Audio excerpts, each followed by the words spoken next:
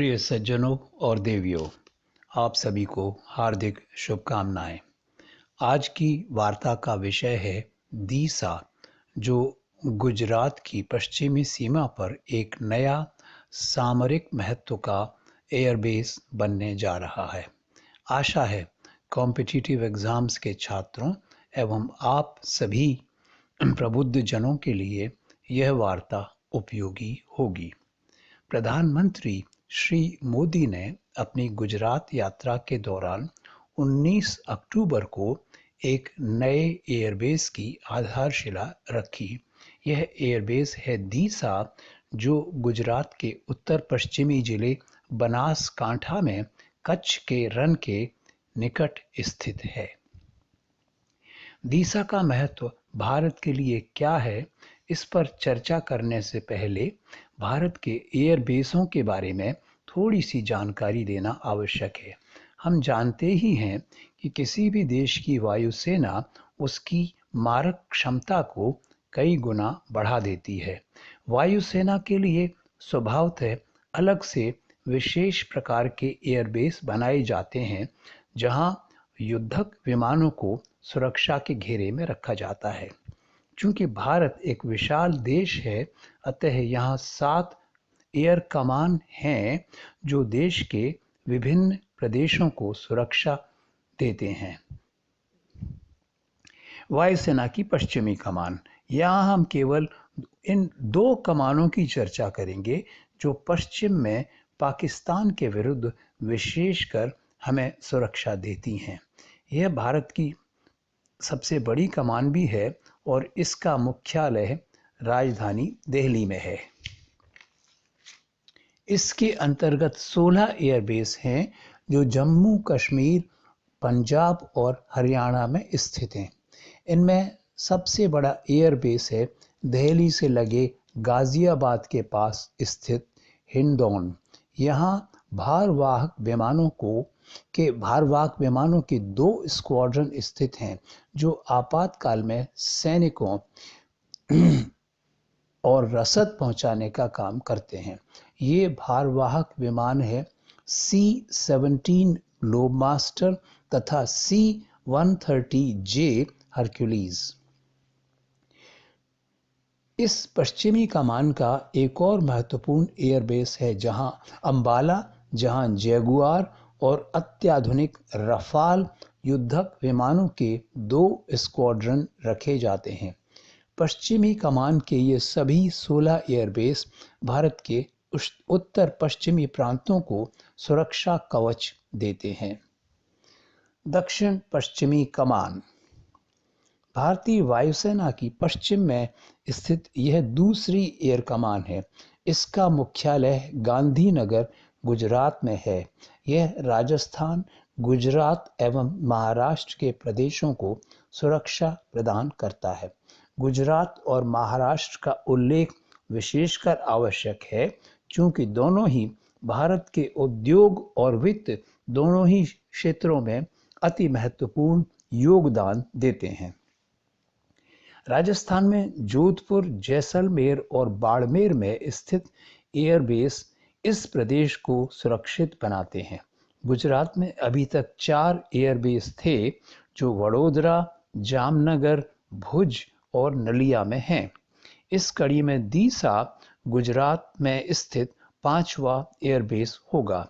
इसका विशेष सामरिक महत्व है क्योंकि यह पाकिस्तान की सीमा से केवल 133 किलोमीटर दूर है। अतः आवश्यकता पड़ने पर यहाँ स्थित युद्धक विमान केवल 2 मिनट में पाकिस्तानी सीमा तक पहुँच सकते हैं। ऐसी अनुकूल स्थितियों को देखते हुए ही भारत सरकार 40 वर्ष पहले से ही यहाँ एक सीमावर्ती एयरबेस बनाने पर विचार कर रही थी। सन 1983 में इस उद्देश्य के लिए भूमि का अधिग्रहण भी कर लिया गया था। इसके बाद जब अटल जी प्रधानमंत्री बने तो उन्होंने सन 2000 में इस परियोजना को सिद्धांत स्वीकृति भी दे दी थी, लेकिन काम कुछ आगे बढ़ता इससे पहले ही यूपीए की सरकार बन गई और उसने 10 वर्षों तक इस परियोजना को ठंडे बस्ते में डाल दिया।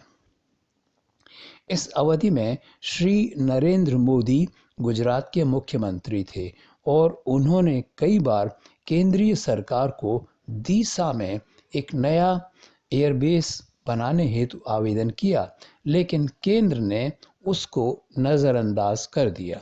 सन 2011 में एयर मार्शल गोगोई ने भी, जबकि वे दक्षिण पश्चिम कमान के प्रमुख थे, सरकार से तुरंत दीसा में एयरबेस बनाने की अनुशंसा की थी, पर केंद्र ने फिर भी इस पर ध्यान नहीं दिया। फिर सन 2015 जुलाई में गुजरात के बनासकांठा जिले में भीषण बाढ़ आई, जिससे अरबों रुपए की क्षति हुई। तब बाढ़ ग्रस्त लोगों को बचाने के लिए वायुसेना की मदद ली गई, लेकिन पास ही स्थित दीसा में समुचित सुविधा न होने के कारण ऐसी सहायता पहुंचाने में वायुसेना को काफ़ी दिक्कत हुई थी। सन 2014 में श्री मोदी देश के प्रधानमंत्री बन गए थे। उनके निर्देश पर तत्कालीन रक्षा मंत्री श्री निर्मला सीतारमण ने सन 2020 में दीसा में एयरबेस बनाने की स्वीकृति तो दे ही दी। इसके अलावा 1000 करोड़ रुपए की राशि भी आवंटित कर दी।